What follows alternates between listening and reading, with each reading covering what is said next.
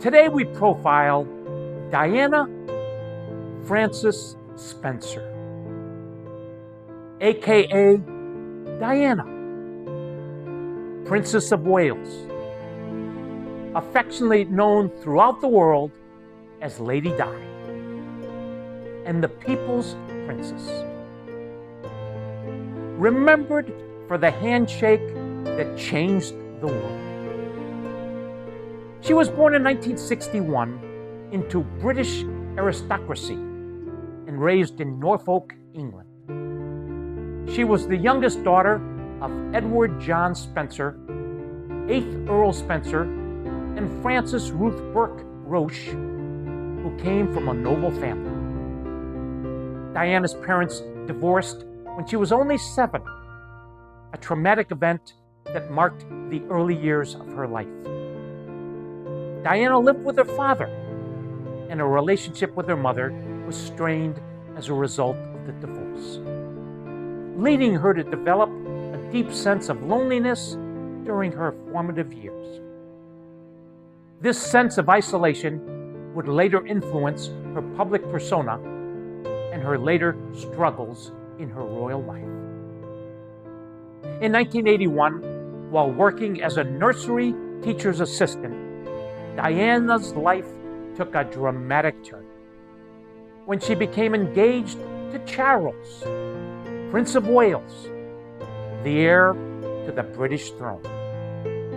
Their engagement was met with great public interest and scrutiny, as Diana was a young woman from a noble family, but not from the very top echelons of British aristocracy. Despite the whirlwind romance, there were already indications of tension within the relationship. Charles, who had been involved with Camilla Parker Bowles before his engagement to Diana, was still emotionally attached to Camilla, which caused strain in his relationship with Diana. Their wedding on July 29th, 1981 was a global spectacle. It was watched by a global television audience of 750 million people and 600,000 spectators lining the streets of London, and was described as a fairy tale wedding. Diana wore a lavish gown designed by David and Elizabeth Emanuel, and her flowing veil became one of the most iconic images in wedding history. The wedding was a symbol of hope and optimism for the British royal family, and the couple appeared to be a perfect match. However, the reality of their marriage was far from ideal. In the years following their wedding, Diana and Charles struggled with a deeply troubled relationship. Diana became increasingly isolated and unhappy in her royal duties, feeling neglected by her husband and unsupported by the royal family. The marriage was marred by infidelity, with both Charles and Diana having extramarital affairs. Charles continued his relationship with Camilla, while Diana had an affair with James Hewitt, a former cavalry officer. The constant media scrutiny and the pressure of royal expectations took a toll on Diana's mental health and well-being. In 1991, Lady Di met Mother Teresa in Calcutta, India, and immediately developed a close personal relationship. Arguably, they were the two best known and admired women worldwide in the 80s and 90s, although coming from two totally different worlds.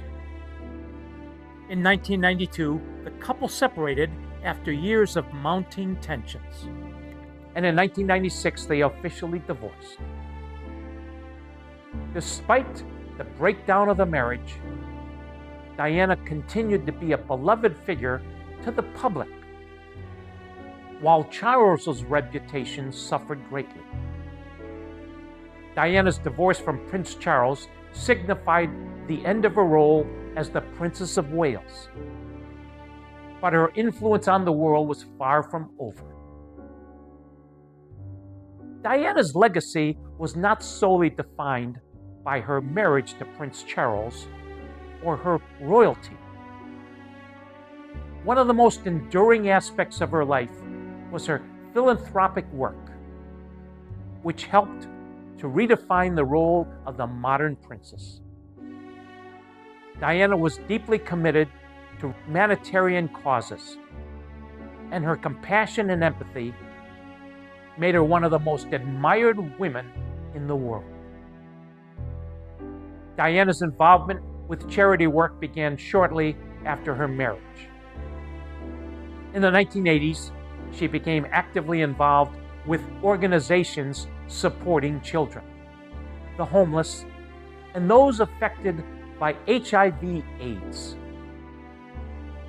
At a time when HIV/AIDS was still heavily stigmatized, Diana's decision to shake hands with patients suffering from the disease was a groundbreaking moment that changed the world. Her public support for AIDS research and her work with organizations like the British Red Cross earned her widespread admiration. Diana was also a vocal advocate for landmine clearance, especially after visiting Angola in 1997, where she walked through a field of landmines to raise awareness about the dangers of those weapons. Her work in this area, in collaboration with organizations like the International Red Cross, brought global attention to the issue and helped to shift international policy on landmine use. Her compassion extended to her own children as well. As the mother of two sons, Prince William and Prince Harry, Diana was devoted to them, and her desire to provide them with a more grounded and less formal upbringing was part of her challenge to traditional norms. She was often photographed engaging in more personal, loving interactions with her children, which made her stand out as a motherly figure in contrast to the more distant royal traditions. Diana was a fashion icon whose style was emulated by women around the world. Ian Hollingshead of The Telegraph wrote, "Diana had an ability to sell clothes just by looking at them." Diana's life was tragically cut short on August 31st, 1997, when she died in a car crash in Point Delamore Tunnel in Paris while her driver was fleeing the paparazzi. The crash also resulted in the deaths of her companion Dodi Fayed and their driver Henry Paul. She was 36 years old. The news of her death was met with shock and sorrow around the world. The aftermath of Diana's death led to an outpouring of grief, with hundreds of millions of people around the world mourning. In Britain, mourners lined the streets of London, and her funeral was watched by an estimated 2.5 billion people. Her funeral service, held in Westminster Abbey, was a fitting tribute to the woman who had captured the world with her compassion and grace. Elton John rewrote his classic "Candle in the Wind" in tribute to Lady Di and performed it at the funeral service, the only occasion the song has ever been performed live. And you whisper to those in pain, now you belong to heaven, and the stars spell out your name. The media's role in Diana's life and death was the subject of widespread debate. Her relationship with the press was often contentious, and she famously described herself as the most hunted person in the world. Despite her aversion to the media, Diana is often described as the world's most photographed woman, and her tragic death highlighted the dangers posed by the paparazzi. The subsequent media scrutiny over her personal life, including the details of her relationship and struggles, was deeply invasive and controversial. Princess Diana's legacy continues to endure long after her death. She remains an enduring symbol of compassion, charity, and resilience. Diana's life also played a role in modernizing the British royal family, influencing how future generations of royals interact with the public and approach issues of charity and humanitarianism.